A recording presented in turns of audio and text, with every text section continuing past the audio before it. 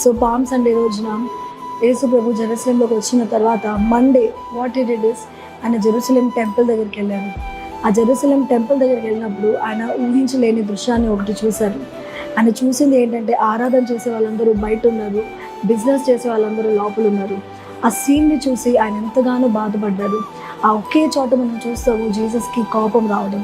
ఆయన కోపంతో అందరినీ అక్కడి నుంచి వెళ్ళిపోమన్నారు. ఆయన ఎంతగానో బాధ అనిపించింది. ఇది దేనికి సాదృశ్యం అంటే ఈ రోజున మనము అదే జీవితాన్ని జీవిస్తున్నాము. మన మందిరానికి వస్తున్నాము, మనం దేవుని సన్నిధికి వస్తున్నాము. కానీ దేవుని సన్నిధికి వస్తా కూడా మనము లోకం మనలో ఉంటుంది, లోకంలో ఉన్న క్రియలు మనలో ఉంటున్నాయి, లోకాశలు మనలో ఉంటున్నాయి. మన పట్ల కూడా ఎంతగానో బాధపడుతూ ఉన్నారు. మన మీద దేవుడికి ఎంత కోపం వస్తుంది. ఈ రోజున మనలో చేంజ్ తీసుకురావాల్సిన విషయం ఏంటంటే మనల్ని మనము మార్చుకోవాలి. మనం లోకంలోకి వెళ్ళినప్పటికీ కూడా లోకం మనల్ని ఆవరించకూడదు.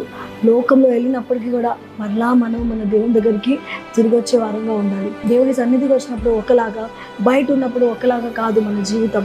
ఆ నటనైన జీవితం మనం జీవించకూడదు. మనం ఎక్కడున్నప్పటికీ కూడా, లోకంలో ఉన్న, దేవుని సన్నిధిలో ఉన్న, ఎక్కడున్నప్పటికీ కూడా మనం హృదయము మనం దేవునికి అర్పించాలి.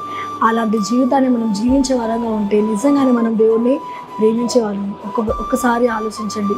నిజంగానే నాలో కూడా లోకం ఎక్కువ ఉందేమో, ఎంతసేపు నేను లోకాశల మీద డిపెండ్ అవుతున్నానేమో, నా జీవితంలో ఏది తక్కువ ఉంది వాటిని బట్టి నేను బాధపడుతున్నానేమో. దేవుడు నా జీవితంలో ఎన్నో మేలు చేశారు. ఆ మేలుని బట్టి నేను కృతజ్ఞత చెల్లిస్తున్నానా, నేను థ్యాంక్ఫుల్గా ఉంటున్నానా, నేను గ్రేట్ఫుల్గా ఉంటున్నానా? ఒకవేళ ఉండట్లేదంటే నిజంగానే లోకం మనలో ఎంతగానో ఆవరించింది. సో ఈ రోజున మనల్ని మనము మార్చుకుందాం. At least this Good Friday or Easter I want to change myself. Every Good Friday, every ఈస్టర్లా కాదు, నాలో నేను ఒక కొత్త మార్పుని తీసుకొస్తాను.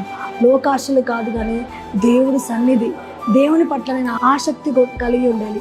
అట్లాంటి జీవితం కోసం మనం అందరము ఆసక్తి కలిగి ఉండాలి.